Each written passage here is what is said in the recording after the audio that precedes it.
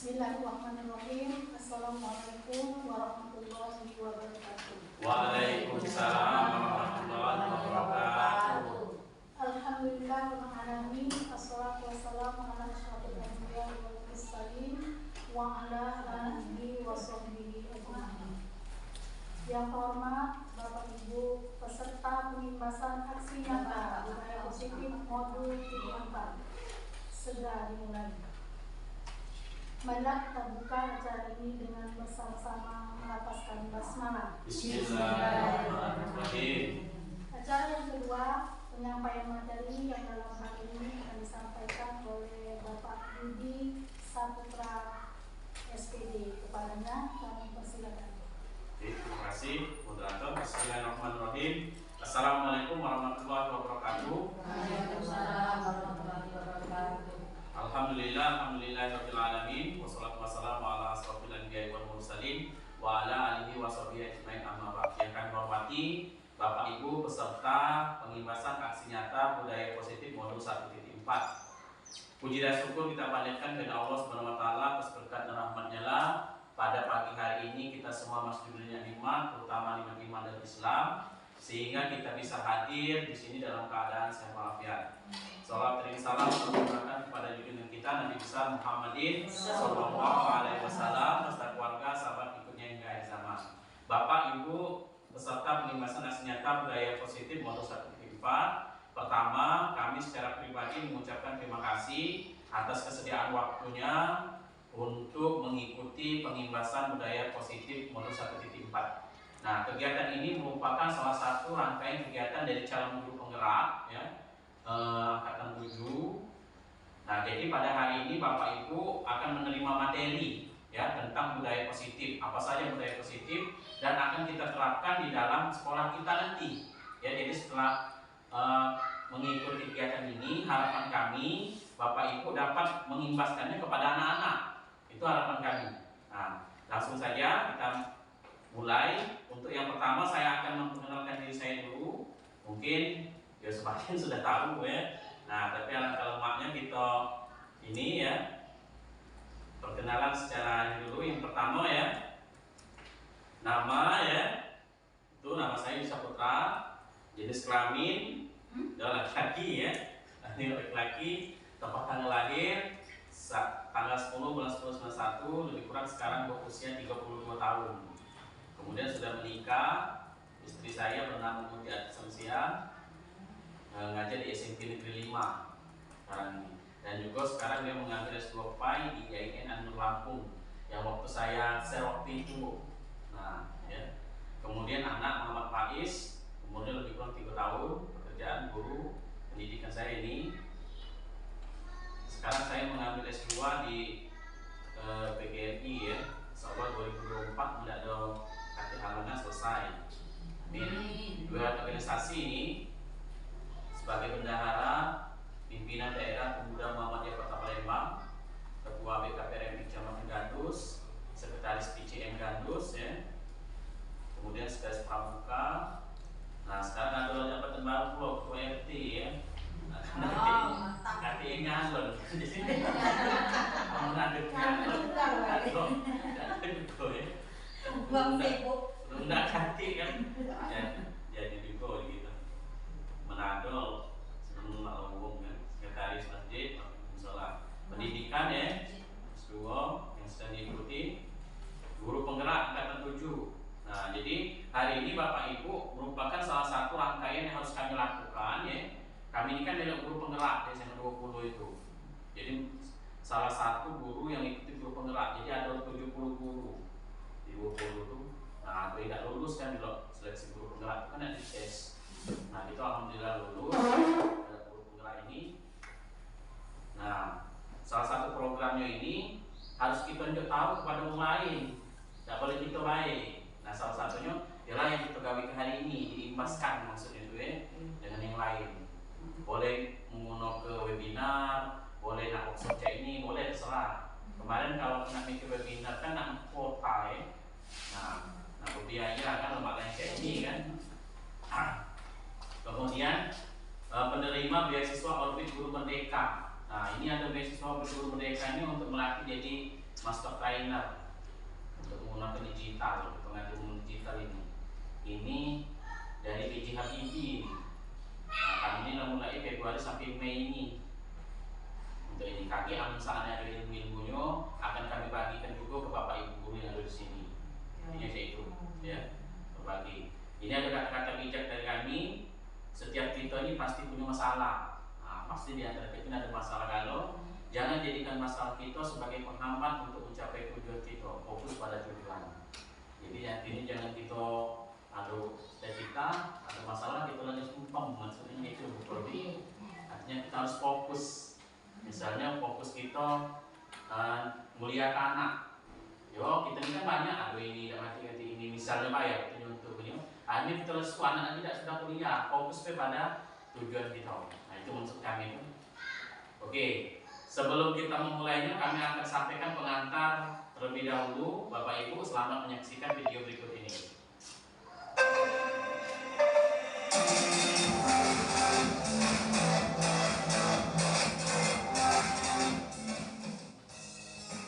Assalamualaikum warahmatullahi wabarakatuh. Bapak Ibu guru hebat di seluruh Indonesia.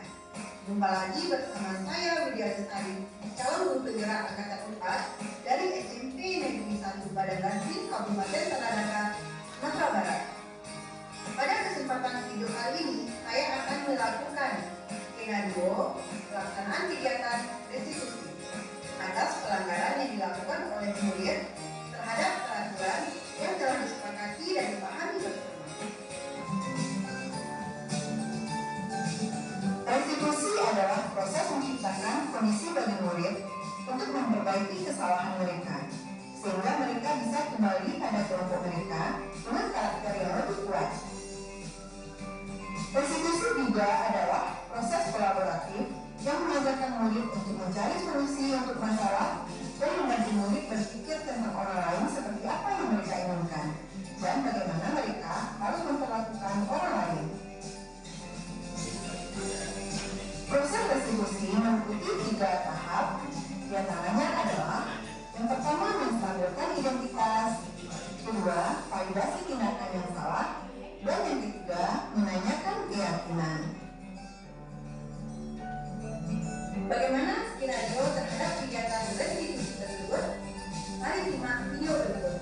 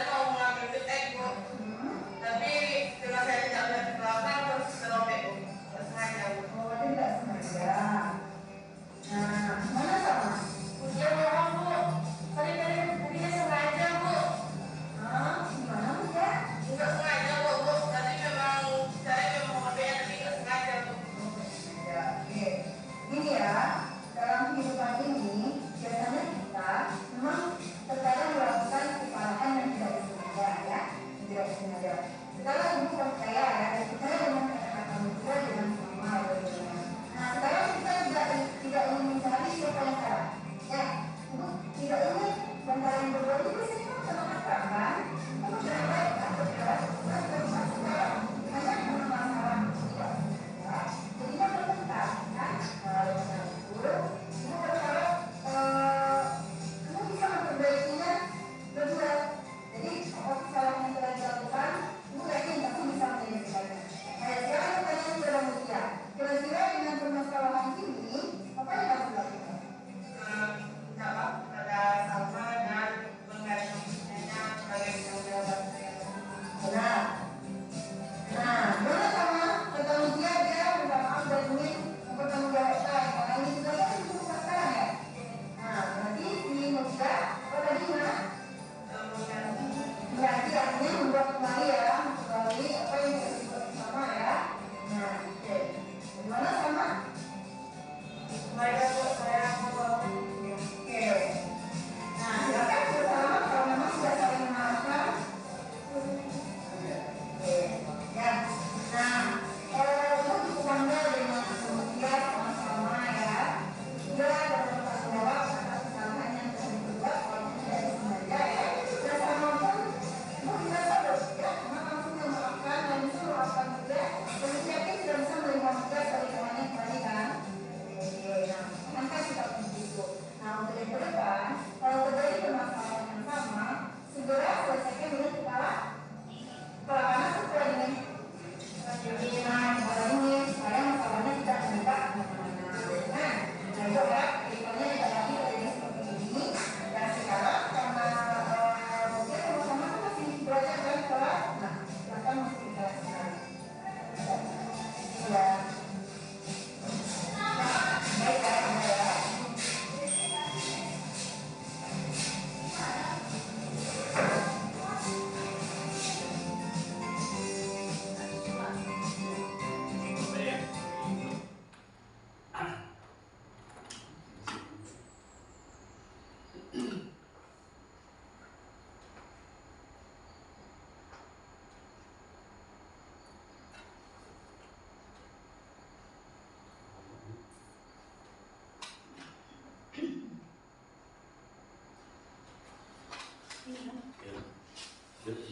Oke ya, Bapak Ibu, tadi sudah menyaksikan video tentang segitiga restitusi ya, yang merupakan salah satu ya aksi nyata budaya positif akan kita sampaikan pada pagi hari ini ya. Jadi tadi ada siswa berkelahi, kemudian sudah siswa berkelahi dipanggil oleh wali kelasnya dan diselesaikan dengan cara segitiga restitusi ya, mulai dari menstabilkan identitas, menanyakan keyakinan kelas, kemudian melakukan tindakan. Itu tadi yang kita lakukan. Nah, sekarang hari ini akan kita mulai ya untuk materi kita. Silakan. Kita next. Oke. Penyebaran dan pemahaman dan penerapan pengalaman budaya positif. Lanjut, bukan? Nah, ini konsep inti dari budaya positif ada 8. Yang pertama, perubahan paradigma pelajar, disiplin positif, nilai-nilai kebajikan, kebutuhan dasar manusia, motivasi perilaku manusia, posisi kontrol guru, keyakinan kelas, dan segitiga restitusi. Itu bagian-bagian dari budaya positif. Yang pertama, pembelajaran paradigma baru. Ya.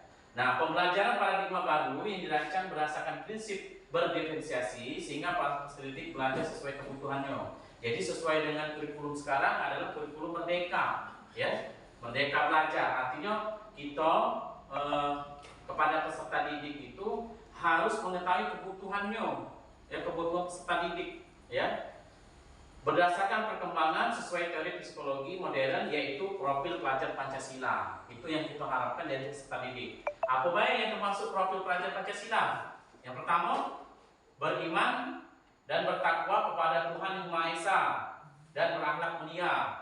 Nah, itu profil pelajar Pancasila itu. Yang kedua, kebinekaan global.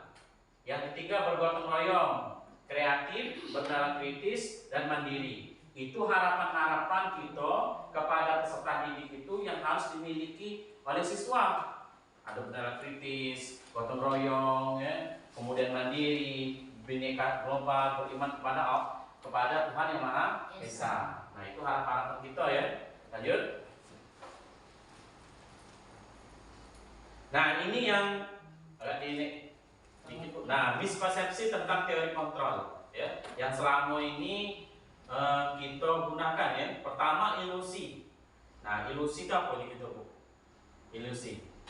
Ya, hayalan kita ya, ataupun perkiraan kita. Ilusi itu perkiraan kita selama ini. Pertama, ilusi guru mengontrol murid. Itu kan ada pecah, menghadap ke belakang, kemudian di depan ditembak dari belakang. Nah, itu kan perkiraan selama ini ya. Yang pertama, ilusi bahwa semua penguatan positif, efektif dan manfaat. Itu ya. Kemudian ilusi bahwa kritik dan membuat rasa bersalah mampu menguatkan karakter. Nah, yang kita lakukan selama ini kan, bahwasanya kau ini salah, misalnya budak itu kan ini, itu akan membuat karakter uji kita selama ini. Ilusi bahwa orang dewasa berhak memaksa. Nah, itu. Oke, next, lanjut. Nah, ini disiplin positif.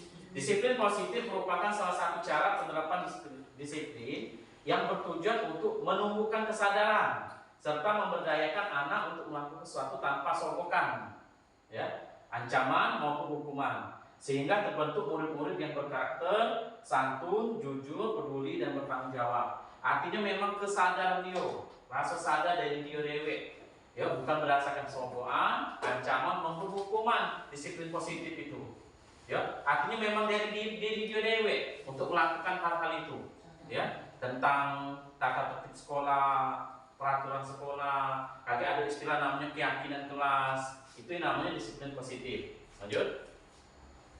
Nah, nilai-nilai kebajikan. Nilai yang disepakati bersama, ya, lepas dari suku bangsa, agama, bahasa maupun latar belakang. Contoh nilai kebaikan institusi atau organisasi. Profil pelajar Pancasila ya, yang 5 tadi. Beriman dan takwa kepada Tuhan Yang Maha Esa, berakhlak mulia, berbineka global, gotong royong, mandiri, kreatif dan mendalam kritis. Nah, ini sikap muridnya ya, toleransi, rasa hormat, integritas, mandiri, antusias, empati, keingin-tahuan, kreativitas, kerjasama, percaya diri dan komitmen. Kemudian keterampilan hidupnya, ya. Jadi setelah mereka tadi tertanam karakter profil pelajar Pancasila, kemudian sikap murid itu tadi ada dalam itu, kemudian diterapkan dalam kehidupan masyarakat. Ini maksudnya itu apa yang tidak dapat dipercaya hasil akhirnya. Budak itu tidak ada berbohong, di masyarakat itu jujur. Itu harapannya kan. Kemudian lurus hati, ya. Kemudian tidak merendahkan orang lain. Kemudian memberikan yang terbaik dari diri. Nah, itu tanaman konsep ataupun karakter yang kita lakukan di sekolah, kemudian ditanamkan di murid dan diaplikasikan dalam kehidupan masyarakat. Nah, itu harapannya. Lanjut. Nah, ini kebutuhan dasar manusia. Kebutuhan dasar manusia adalah segala sesuatu yang kita lakukan untuk mendapatkan apa yang kita inginkan. Nah, kebutuhan dasar itu ya. Seluruh tindakan yang kita lakukan memiliki tujuan tertentu, dan semua usaha terbaik yang kita lakukan adalah dalam rangka agar kebutuhan dasar kita terpenuhi dengan baik. Oke, lanjut Bu. Nah, ini kebutuhan dasar kita. Pertama, bertahan hidup. Salah satu kebutuhan dasar kita adalah bertahan hidup. Makanan ya, nak makan gitu, nak bertahan hidup, tidak makan mati gitu. Nah, makan ya. Kemudian pakaian nak buru, nak beli, nah yang baru kan. Kemudian tempat tinggal juga harus ada gitu.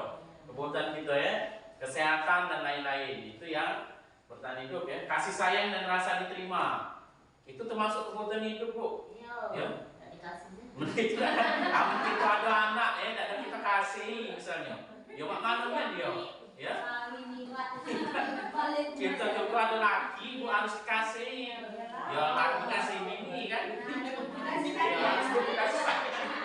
Kasih sayang dan rasa diterima, itu termasuk kebutuhan dalam hidup kita ini. Ya, kita tidak ada kebutuhan kasih sayang, ya rasanya hidup itu mungkin ini ya, apa? Rasa diterima, ya dipedulikan. Ya misalnya kita dicuek laki kan, mencari bahagia bagian dalam kelompok ya. Tanpa ada saya. Kemudian penguasaan. Nah, penguasaan ya, harga diri ya, keinginan untuk dianggap memimpin ya. Nah, Cak Ibu Kolbi ya, Ibu Lai itu harga keinginan untuk dianggap pemimpin, bisa memimpin PAUD dan sebagainya, itu berprestasi ya, diakui dan didengar. Setiap kita pasti kepengen ada hubungan itu.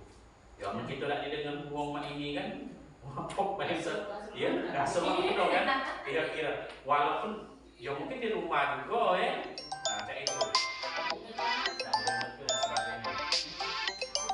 Selanjutnya ya, kebebasan, ya, mencoba hal baru, mandiri, mampu mengandalkan dirinya.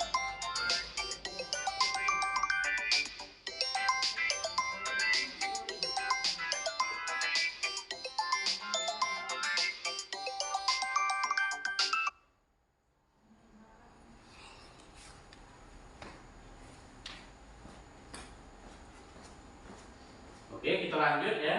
Yang selanjutnya adalah kebebasan. Apa kebebasan? Mencoba hal yang baru, ya.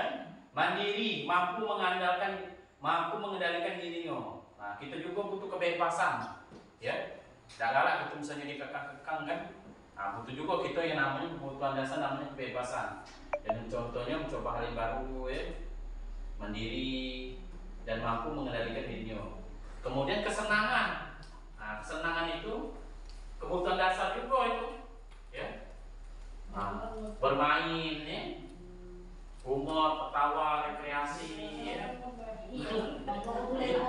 Jadi itu termasuk kesenangan. Jadi ada 5 ya kebutuhan dasar kita manusia ini. Ya walaupun mungkin ya ada lah ya, ada seluruhnya ini ya. Mungkin harus ada itu di dalam diri kita ya, supaya kita ini lebih lengkap ya dalam hidup ini. Nah, ada kesenangan juga, jangan kita begawi bebus ya. Tidak Bandung misalnya stres ya. Nah itu. Oke lanjut. Nah, motivasi perilaku manusia untuk menghindari ketidaknyamanan hukuman, ya. Kemudian untuk mendapatkan imbalan ataupun penghargaan dari orang lain. Kemudian untuk menjadi orang yang mereka inginkan dan menghargai diri sendiri dengan nilai-nilai yang mereka percaya. Nah, oke lanjut bro. Nah ini itu akan ada 3 istilah ya yang baru, mungkin baru sih sebenarnya. Ada 3 istilah ini sudah kita pernah lakukan ya. Ada yang namanya hukuman untuk dengan siswa itu. Ada namanya konsekuensi dan ada yang namanya restitusi. Nah, yang video yang baru kita tampilkan tadi itu contoh restitusi, ya. Ada istilah yang kita dengar dengan segitiga restitusi. Nah, cak mana lagi ya? Apa itu hukuman? Mode paksaan, cenderung satu arah, tidak terencana dan tiba-tiba mencoba mengontrol anak dengan penguatan negatif. Nah, siapa yang bisa menunjuk contoh hukuman? Misalnya apa Ria? Misalnya, iya mau kemana? Misalnya cak kita dalam sehari-hari ini lah. Nah, misalnya budak tuh, nah cewek atau misalnya datang terlambat, ya. Nah itu salah satu itu hukuman, ya. Cenderung satu arah, gitu kadang-kadang. Tidak terencana kita tuh. Tidak ada kita ngerencana ke, iya, tidak terencana dan tiba-tiba, misalnya dia melakukan kesalahan, ya. Tiba-tiba kita jewer, kita itu ya, mencoba mengontrol anak dengan penguatan negatif. Itu penguatannya negatif, bukan positif. Itu contoh hukuman. Nah, membaca kaget setelah memahami ini kita tidak lagi melakukan hukuman, ya. Nah, kemudian konsekuensi, apa konsekuensi? Terencana, ya. Murid tetap dibuat tidak nyaman tadi. Siswa tidak nyaman juga. Menunggu di hukuman tadi, siswa tidak nyaman dia. Misalnya langsung kita, misalnya dia ngaku lah ya, buat apa misalnya? Keluar pagar misalnya. Terencana itu. Ya, nah itu ya. Terencana, murid tetap dibuat tidak nyaman. Kita panggil dia. Nah, kita panggil ya, mencoba mengalami dengan penguatan positif, ya. Nah, itu kita muatkan positif konsekuensi. Tapi anak masih tidak nyaman juga. Masih dia tidak nyaman, ya. Yang ketiga restitusi, memberikan kesempatan pada murid untuk memperbaiki kesalahannya, ya. Memperbaiki kesalahannya. Proses kolaborasi murid mencari solusi atas permasalahannya. Artinya kolaborasi, bergabung gitu, ya, antara kita sebagai guru dan siswa. Nah, contoh yang restitusi yang video tadi. Budak tadi kan di video tadi dia berbala, tebik kertas tadi koyak kan. Nah, repot dia tadi kan. Setelah itu dipanggil oleh wali kelasnya. Nah, apa tanya apa dia masalahnya dan sebagainya. Nah, dia tak katik kan tengok gurunya tadi apa nak nyewer misalnya, tak katik apa nak menghukum kan, malah dia diberi nasihat. Nah, kaki kita coba ya, segala gawe dicoba. Aman di kita ni pacak tak model itu. Nah, itu harapan kita kan. Coba lanjut. Nah, ini 5 posisi kontrol guru. Ya. Nah, guru ini ada 5 posisinya. Yang pertama, dia sebagai penghukum. Ya. Yang kedua, pembuat merasa bersalah. Nah, mana kita buat mereka tuh merasa bersalah atas kesalahannya. Bukan sekedar menghukum baik. Kalau menghukum baik biasanya tidak galak ulang lagi. Sudah kita hukum. Lagi dia. Besoknya itu pula lagi dia. Mana supaya dia buat merasa bersalah. Kita juga sebagai teman. Nah, menghukum mana lanjut tadi sebagai teman, pemantau, dan terakhir adalah manajer. Oke, kita bahas satu-satu ya. Lanjut Bu. Nah, ini contoh penerapan 5 posisi kontrol guru tadi yang ada penghukum dan sebagainya tadi. Nah, siswa kasusnya siswa tidak memakai atribut lengkap saat upacara. Upacara itu ada yang tidak lengkap. Apa ada yang tidak bertopi, tidak berasi, misalnya tidak berkaos kaki, apalagi baju ya. Yang pertama penghukum. Mana kita guru sebagai penghukum? Dia kita suruh hormat ke tiang bendera selama sejam. Nah, itu adalah fungsi kita sebagai penghukum, ya. Kemudian pembuat merasa bersalah. Jadi budak kita panggil, ya. Berapa kali ibu bapak harus memberitahu kamu selalu saja mengecewakan ibu bapak. Nah, itu fungsi kita sebagai membuat dia merasa bersalah supaya dia berpikir kan, maksud itu kan. Kemudian, nah ini, ayo dong menjadi ikuti aturan sekolah, ya. Ya bahasa kita lah dengan Pak Yuna, ayo kita aturan sekolah ya, gitu. Tolong bantu bapak ibu ya sekolah sekali ini. Ya, dia sudah tidak apa-apa, lain kali jangan sampai buat seperti ini lagi. Nah itu, nah kita sebagai teman, waktu dia tidak memakai pakaian lengkap tadi, nah atribut lengkap tadi, atau sebagai pemantau, kamu sudah melanggar peraturan sekolah, kamu tahu konsekuensinya. Setelah upacara kamu beli atributnya ke koperasi dan jangan diulangi, ya. Lanjut. Nah, sebagai manajer, ya, apakah kamu tahu kesalahan kamu waktu kita panggil budak tadi? Ya? Kira-kira bagaimana kamu perbaiki kesalahanmu? Nah, sebagai manajer. Nah, itu 5 posisi kontrol. Artinya dipakainya mana? Sesuai keadaan. Ya, mana budak yang mempan. Misalnya yang ada yang agak haus bahasa tadi, kalau tidak ada mempan jangan makin itu kan. Tidak ada berubah kan. Artinya pakai yang kira-kira sesuai dengan kondisi dan keadaan. Itu ya. Nah, ini contoh lagi yang posisi kontrol tadi. Kamu tidak benar-benar melakukannya. Misalnya kita suruh dia, itu namanya sebagai penghukum. Itu ya. Coba lagi bawah. Nah, stop dulu. Nah, pertanyaan ini, saya kecewa sekali dengan kamu.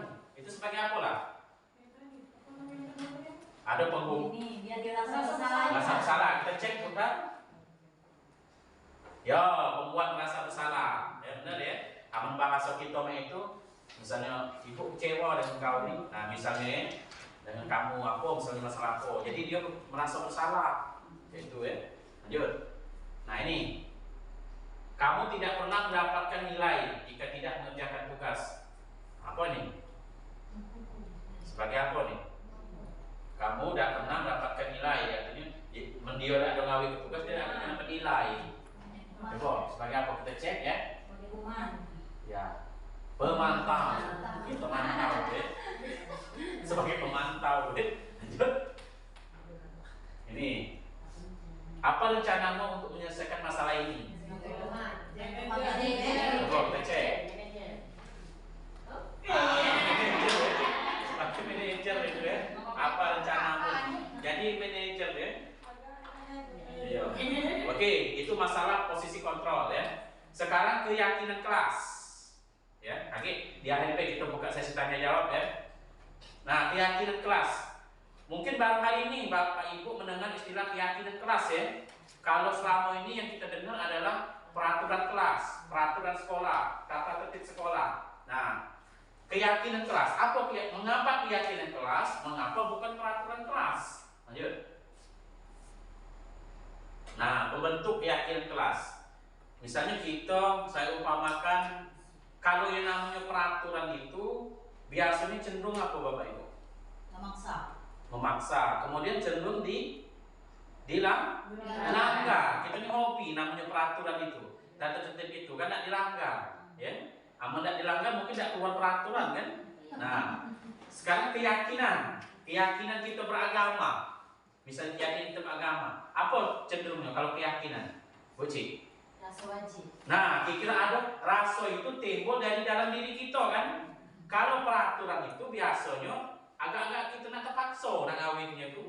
Nah, itu ya. Makanya ada istilah namanya keyakinan, bukan peraturan. Apa keyakinan? Pertama bersifat abstrak. Ya. Abstrak ini bahasa itu agak sama-sama ya, abstrak ya. Berupa pernyataan universal secara umum pernyataannya. Dibuat dalam pernyataan positif sesuai dengan kondisi kelas dan sekolah sehingga mudah diterapkan. Semua warga sekolah ataupun kelas dilibatkan saat membuat keyakinan kelas. Jadi semuanya dilibat ke. Jadi KG mungkin setelah dari sini kita mulai membuat keyakinan kelas dalam kelas kita masing-masing. Aku rasa mulai dari kelas yang agak tinggi yang kelas 1 2 itu kalau terti kan. Nah, yang agak tinggi ya. Ini betul ya selanjutnya. Nah, itu masalah keyakinan kelas ya. Nanti boleh ditanyakan kalau ada yang mengerti setelahnya.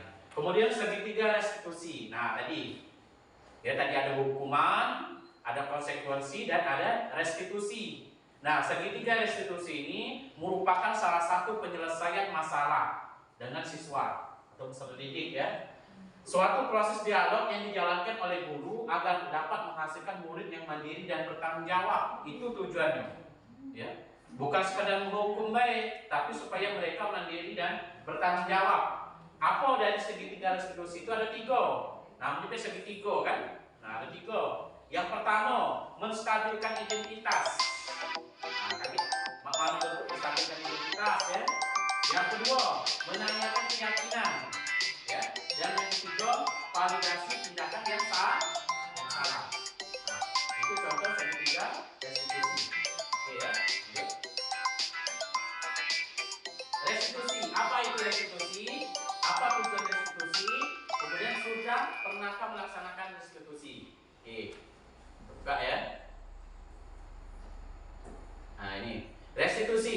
Restitusi adalah proses menciptakan kondisi murid untuk memperbaiki kesalahan mereka, ya, sehingga mereka bisa kembali pada kelompok mereka dengan karakter yang kuat. Itu restitusi, ya. Beda dengan hukuman yang kita selama ini berikan kepada siswa. Misal budak kita panggil, ya, kita cubit, atau kita tabok misalnya, baik.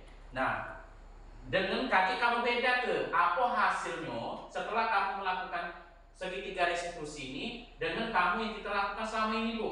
Itu harapannya. Misalnya budak kan ada salah lah, ya. Kita jewer misalnya, sempat misalnya kaki dengan yang kamu lakukan dengan segitiga restitusi ini, apa hasilnya? Ya, dibedakan. Restitusi juga merupakan proses kolaborasi yang mengajarkan murid untuk mencari solusi, ya, untuk permasalahan mereka dan membantu murid berpikir tentang orang seperti apa yang mereka ingin menjadi tujuan mulia dan bagaimana mereka memperlakukan orang lain. Itu menurut Gosen tahun 2004. Lanjut.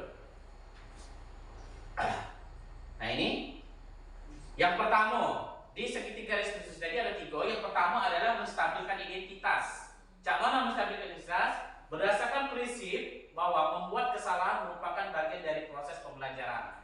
Jadi setiap kita ini pasti pernah melakukan kesalahan. Nah ya, itu kata-katanya. Waktu kita nak manggil siswa lagi, misalnya dia berbala apa-apa ya. Nah, seperti kita ya, berbuat salah itu wajar, ya. Tapi jangan sampai stop situ baik ngomongnya. Ya, stop situ baik. Biasanya lanjut lagi. Nah, kaki ada lanjutannya. Berbuat salah itu wajar atau tidak ada manusia yang sempurna. Itu bahasa-bahasa kita. Ibu bapak juga pernah melakukan itu. Misalnya baik ini contohnya ya. Ibu bapak itu tidak mau mencari siapa yang salah, tapi ibu bapak ingin mencari solusi dari permasalahan ini. Kamu berhak merasa begitu. Nah itu ya, itu bahasa yang pertama. Jadi anak itu kamu stabilkan dulu identitasnya, ya dengan bahasa itu. So ini Bu, yang tadi ada yang kedua, ketiga nih, berarti ya. Nah ya, yang keduanya tadi naik dulu, lupa saya. Menstabilkan identitas ke atas ke bawah. Nah, lagi. Yo, tadi kan ada menstabilkan identitas ya. Coba lagi. Ada yang tiga tadi. Nah ini, yang kedua validasi tindakan yang salah. Kita validasi. Masuk validasi tindakan yang salah ini, apa yang dilakukannya tadi? Kita tanya ke. Ya cross check. Kita validasi. Ya. Yang video tadi kan, waktu yang video tadi kan, video aku tidak ngoyak ke kertasnya, aku tidak sengaja, aku ini kan nitip, tak koyak. Nah bahasa video tadi itu kan. Nah yang terakhir menanyakan keyakinan, kita tanya, ya, tentang keyakinan yang kita buat dalam kelas itu, kita tanya ke dia. Nah kita ini kan sudah ada keyakinan kelas, kalau main ini, nah terakhir kita yuk penguatan, yuk jangan diulangi lagi ini. Nah itu tadi ada videonya contohnya. Oke lanjut putar.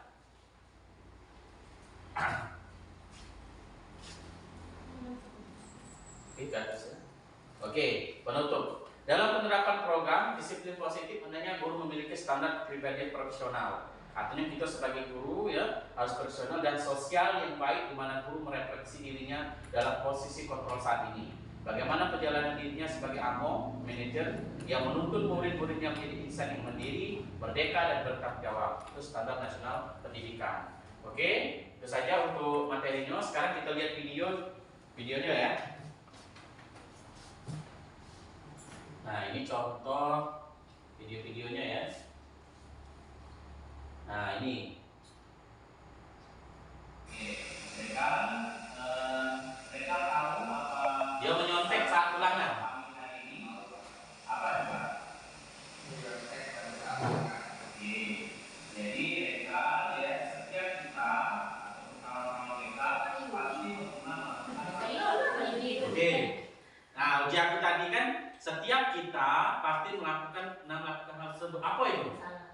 Apa itu dalam tiga diri? Identitas, menstabilkan identitas. Jadi mereka itu kita panggil. Misalnya dia, ini kan contohnya menyontek pada saat ulangan ujian. Nah kita panggil, sudah kita panggil, kita tahu. Setiap kita mungkin pernah juga melakukannya, ya. Nah lanjut. Ya, jadi mereka coba jelaskan mereka apa dasar yang mendasari mereka melakukan hal tersebut. Nah, apa itu yang kedua itu? Validasi. Kita memvalid dia tadi. Ngapo dia melakukan hal itu? Dia bisa dia nyontek tadi. Yolah uji dia tadi. Supaya nilai besar. Kalau kita ingin mendapatkan nilai ini yang bagus dan cara yang salah ya, maka hasilnya nanti tidak baik juga ya. Itu menyebabkan kekuatan yang tidak baik ya. Jadi mereka masih ingat apa katakanlah kesepakatan kelas atau keyakinan kelas kemarin. Nah, yang ketiga adalah menanyakan keyakinan kelas kita. Nah, kita tanya dulu, ya.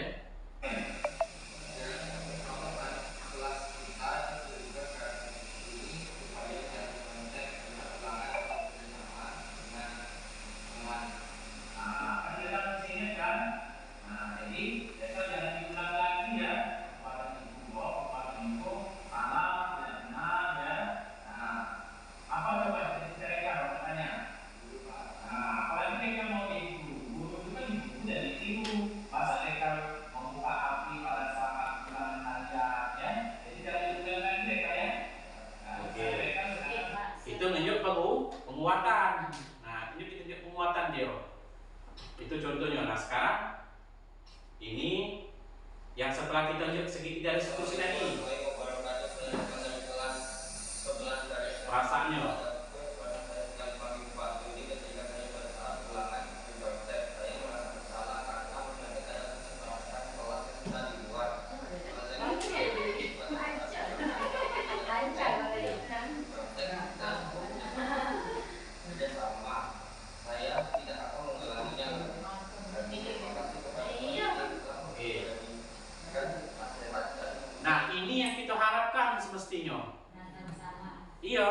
merasa bersalah, kemudian dia senang, tidak ada kita cubit, tidak ada teknik, dia senang kan? Nah, dia hanya sadar dari diri dia dewek.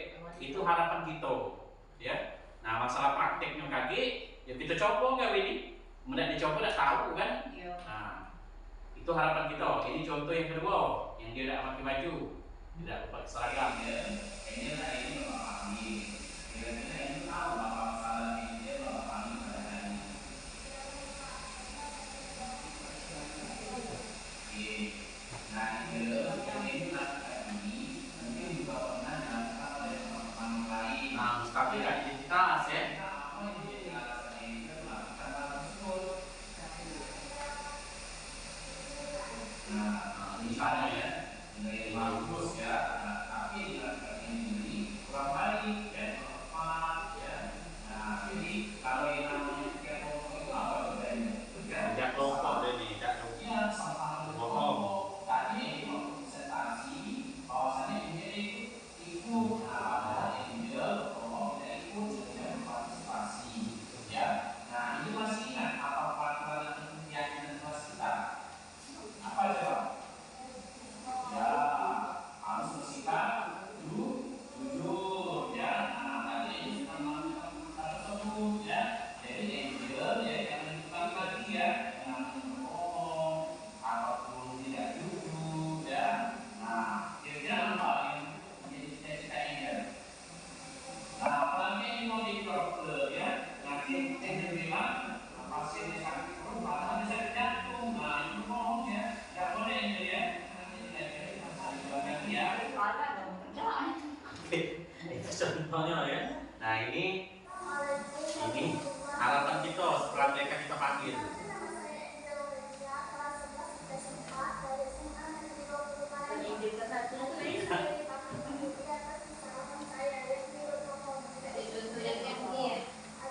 Yang ini kamu buat lagi.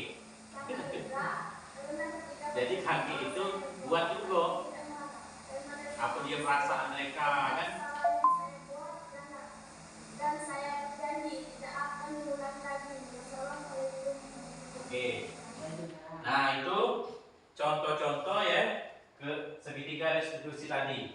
Jadi Bapak Ibu ya, harapan kami setelah kita mengikuti pelatihan ini ataupun seminar ini, nanti kita coba terapkan, kita coba dulu. Apa dia hasilnya?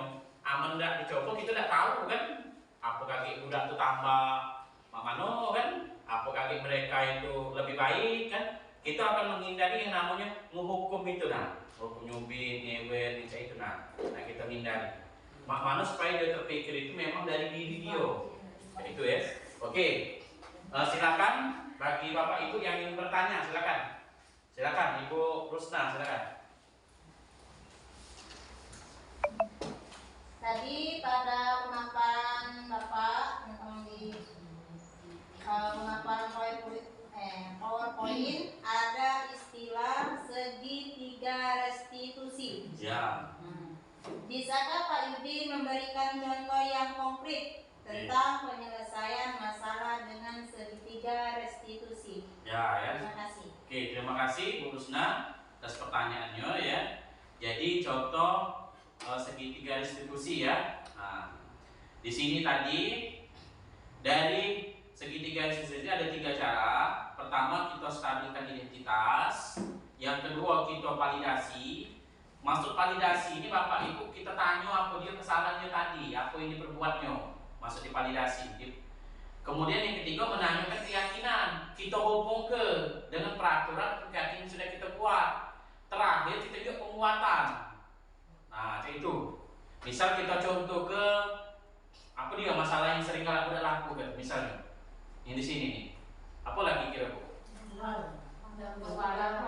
Babala misalnya ya. Nah, dia babala Bu. Kalau kita selama ini mana cara menyelesaikannya? Dia babala itu. Panggil ke kantor. Ya, yang realnya apa Bu? Yang kita panggil ke kantor. Terus Ditanya, memang ditanya. oh ditanya. Ujung-ujungnya dia tadi pinggangnya pokoknya. Jangan dicopet kan? Nah sebenarnya ngapa itu nak kita lakukan? Coba Kita nyopet itu ngapa? Mungkin uji kita ya, supaya dia jero. Nah, tapi setelah dari situ aku dia, apakah mereka itu memang jeronian? Apa ngulang lagi? Nah, ketawa ya. Nah itu. Nah sekarang kita coba dengan yang kita tadi, segitiga institusi tadi ya. Tapi ya, mungkin kita juga umurnya ya. Aku rasa umurnya. Kalau kelas 1 rasa aku belum kan ya. Cak segitiga kelas 1 SMI ini Mas aku kan dia belum terti kan, malah dia kepala. Mungkin pacak baik kita coba tuh dengan bahasa mana lah ya. Kalau yang kelas 6 misalnya kita anggap ya. Nah kita panggil Cak Danila. Kemudian kita menstabilkan identitasnya dulu, ya. Kita ngomong ke apa yang kamu lakukan tadi, ya. Kemudian yang itu juga pernah kita lakukan, ya, misalnya kan. Kemudian tanya ke apa yang dilakukannya, kita validasi. Nah, hubungkan dengan peraturan kelas, keyakinan kelas kita. Nah, kita hubungkan. Makanya langkah awal yang harus kita lakukan buat keyakinan kelas dulu, Bu. Iya, supaya itu kan ada kan, mana cara buat keyakinan kelas? Lagi ada contohnya, ya. Kita buat dulu keyakinan kelas. Sudah dibuat. Pokoknya mereka itu membaca, buat galau, nulis galau keyakinan kelas. Bila perlu ditempel. Nah, sudah dia ingat keyakinan kelas ya. Kaki kita jenguk dalam sehari-harinya. Dalam kaki ada tempat kepala misalnya. Berbeda maksudnya satu anak itu satu. Iya, bisa satu anak satu, bisa dua. Kita guru yang buat. Ya kita bisa nambah PB guru, tapi membaca dari siswa keyakinan kelas itu. Nah, kita nak buat keyakinan kelas tentang kelas kita nih. Kira apa misalnya? Kita tunjuk ke asal pertamanya dulu kan kerunya kan, misalnya ini contohnya, ini. Lagi contohnya ada. Nah itu. Nama konsekuensi anak. Iya. Apa dia konsekuensinya setelah kita membuat keyakinan tadi. Oke, itu Bu Usnaya jawabannya. Mungkin yang lain silakan. Oke, Ibu lah silakan. Assalamualaikum warahmatullahi wabarakatuh, Pak Yudi. Waalaikumsalam. Saya dari wali kelas 3 ingin menanyakan dengan Bapak tentang keyakinan kelas dan peraturan kelas tadi, Pak Yudi. Dan itu kan hampir sama Pak ya. Nah sekarang saya minta tolong perbedaan, tolong jelaskan perbedaannya antara keyakinan dan peraturan tadi. Itu saja Pak. Assalamualaikum warahmatullahi wabarakatuh. Waalaikumsalam warahmatullahi wabarakatuh. Terima kasih kepada Ibu Nurila pertanyaannya. Ya jadi beda keyakinan dengan peraturan kelas. Kan kita lihat dulu ya. Nah ini keyakinan atau peraturan kelas. Ya. Mengapa keyakinan katanya, bukan peraturan kelas? Nah, jadi ya. Nah, di tahap awal tadi, waktu kita presentasi tadi sudah saya singgung sedikit ya. Pertanyaan berikut adalah mengapa kita memiliki peraturan tentang protokol kesehatan, yaitu menggunakan masker dan mencuci tangan setiap saat. Mungkin jawaban Anda adalah untuk kesehatan dan untuk keselamatan. Ini contohnya ya. Nilai-nilai keselamatan atau kesehatan inilah yang kita sebut sebagai suatu keyakinan. Ya, itu. Yaitu nilai-nilai kebajikan atau prinsip-prinsip universal yang disepakati bersama secara universal, lepas dari latar belakang suku, kemudian negara, bahasa, pun agama.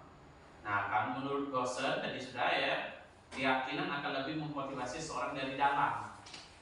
Sama cek kita keyakinan beragama. Itu kan kadang-kadang timbulnya dari diri kita kan, beda dengan peraturan. Peraturan itu sebenarnya agak memaksa, ya. Nah kalau keyakinan kita bisa terhadap sesuatu, itu kan timbul dari diri kita kan, sehingga setelah timbul dari diri kita akan melakukannya kan. Kalau peraturan itu cenderung kita tuh kadang-kadang agak memaksa kan. Nah peraturan. Nah, murid-murid pun demikian, mereka pun mendengarkan dan mendalami tentang suatu keyakinan daripada mendengarkan peraturan. Siswa akan lebih mendengarkan keyakinan dibandingkan peraturan yang mengatur mereka harus berlaku begini atau begitu. Nah, pembentukan keyakinan kelas. Keyakinan kelas, nah kita ada contohnya ya, lebih abstrak daripada peraturan dan lebih rinci dan konkret. Ya, keyakinan kelas berupa pertanyaan-pertanyaan universal. Pernyataan keyakinan kelas senantiasa dibuat dalam bentuk positif. Keyakinan kelas hendaknya tidak terlalu banyak, ya, sehingga mudah diingat dan dipahami oleh semua warga kelas. keyakinan kelas sebaiknya sesuatu yang dapat diterapkan di lingkungan tersebut. Semua warga kelas hendaknya ikut berkontribusi. Nah, warga kelas, seluruh siswa berkontribusi. Kalau yang sama, risiko baik. Misalnya tentang apa misalnya? Semua warga kelas hendaknya ikut berkontribusi dalam pembuatan keyakinan kelas lewat kegiatan curhat pendapat. Nah, ditulis ke, suruh nulis mereka di. Aku ngomong boleh, nulis boleh, terserah. Gitu ketik atau kita tempel boleh. Ya. Bersedia meninjau kembali keyakinan kelas dari waktu ke waktu. Nah, ini contoh hasil keyakinan kelas 5. Nah, ini contohnya ya. Bertanggung jawab mengerjakan tugas piket. Ya. Kalau selama ini kan kita lebih ke peraturan kan. Kamu piket ya ini. Siapa yang nggak piket nah ini. Nah, kan? Sekarang kita ubah. Nah, yang membuat ini siapa? Dari siswa usaha. Dari siswa, dari anak dewe. Nah, sekarang kita masalah piket kita ngomong juga ke keluarnya. Apa yang nak kamu sampaikan tentang keyakinan kelas kita? Lagi ada yang ngomong, saya bu, mana supaya kita harus bertanggung jawab bu, ya pada saat piket. Artinya dari dia ngomong. Nah itu ya. Kemudian bersikap sopan dan menghormati guru. Nah contohnya ya, dia harus bersikap sopan, bersikap jujur. Budi ya, ini dari siswa lalu ini. Saling tolong menolong, bersikap tenang saat pelajaran berlangsung, hidup rukun dengan teman. Nah, itu contoh-contoh keyakinan kelas. Maki kertas yang warna-warni itu jadi ya. Nah kan banyak tempel ini. Tempel ke, nah maki kertas yang kecil. Itu kan yang segi 4 kecil itu ya. Iya, tempel. Tempel tuh di belakang. Nah ini.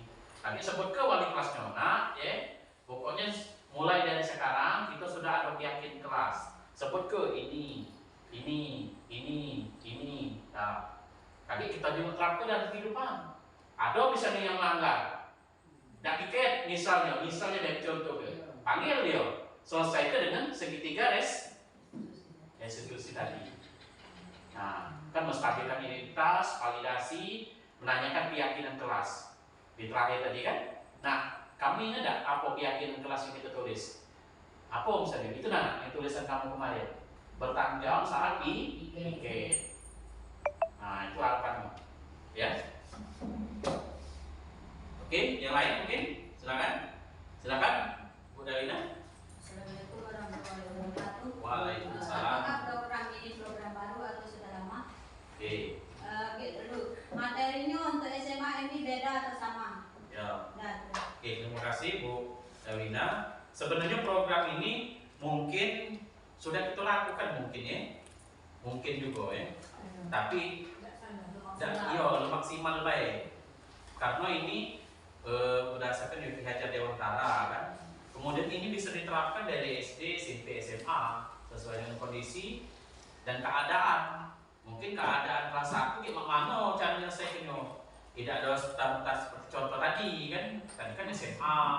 Mungkin kalau cara SD kelas 1 atau SD kelas 1 mana menyelesaikannya kan. Tapi bayang-bayang ini itu. Ya, keyakinan dan sebagainya. Nah, seperti itu ya. Oke, cukup ya mungkin untuk hari ini tentang pemaparan budaya positif ya. Nah, coba dari Bapak Ibu siapa yang bisa memberi kesimpulan ya dari materi kita hari ini? Silakan Bu Ruwaida. Assalamualaikum warahmatullahi wabarakatuh. Waalaikumsalam warahmatullahi wabarakatuh. Nama saya Ruwaida, wali kelas 4. Di sini saya menyimpulkan materi yang kami dapat dari aksi nyata modul 1.4 tentang budaya positif adalah 1. Bahwa peserta didik diharapkan belajar sesuai kebutuhan dengan prinsip profil pelajar Pancasila, yakni bergotong royong, mandiri, bernalar krisis, kreatif, kebinekaan global, beriman kepada Allah. Yang kedua, pemberian kesadaran terhadap anak ada 3 istilah, yakni hukuman, konsekuensi, dan restitusi. Yang ketiga, 5 posisi kontrol guru, yakni penghukum, pembuat merasa bersalah, teman, pemantau, dan manajer. Yang keempat, keyakinan cenderung lebih ditepati daripada peraturan kelas. Dan yang kelima, memulai menghukum atau memanggil siswa dengan menerapkan segitiga restitusi. Oke. Demikianlah kesimpulan yang kami terima.